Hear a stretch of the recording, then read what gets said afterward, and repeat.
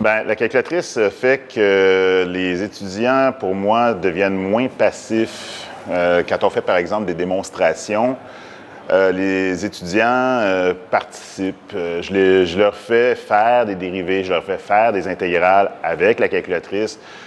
Je considère que ça aide à mieux suivre ce qui est en train de se passer là, ici. Là. On démontre des trucs à partir d'axiomes de base. Ça pourrait être lourd, mais peut-être en faisant de temps en temps, bien, calculez-moi donc ça, cette intégrale-là, pour voir qu'est-ce que ça donne.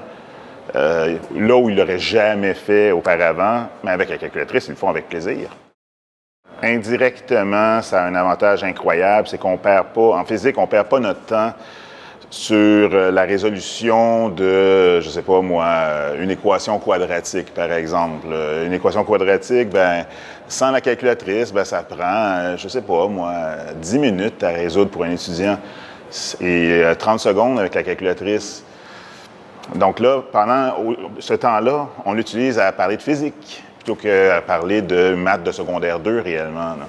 Donc pour nous, c'est un avantage incroyable d'utiliser cette calculatrice-là. J'ai développé des animations 2D avec des nuages de points. Puis, par exemple, j'ai une animation avec un circuit où on voit les électrons bouger, les ions bouger dans la pile, le courant qui diminue avec le temps. Tout ça, ça se fait live mais c'est une animation TI. Puis j'ai une autre animation où c'est un moteur avec des fils qui tournent, puis on voit la force magnétique, le sens du courant, tout ça avec la TI. Là. C'est un fichier .tns que les étudiants peuvent utiliser à volonté. Avec la calculatrice, ça va parce que c'est un outil qui les aide à combler leurs incertitudes en algèbre.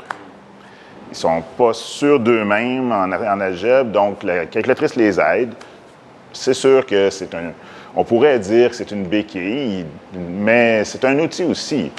Je ne peux pas dire que moi, je suis fier de dire que dans mon temps, 2 équations, 2 inconnues, je faisais ça au long. Non, il n'y a aucune fierté, je ne tire aucune fierté de ça. Tant mieux si la calculatrice me permet de faire ça plus rapidement.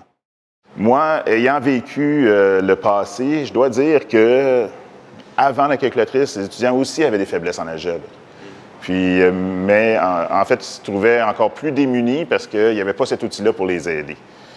Puis donc, je ne crois pas que la faiblesse en algèbre vient de l'utilisation de la calculatrice. La faiblesse en algèbre vient du fait que nos étudiants n'avaient pas fait de mathématiques pendant 3 ans, par exemple, lorsqu'ils arrivaient ici. Puis, là, c'est sûr que nos étudiants sont très rouillés là-dedans. Non, et c'est tout à fait normal.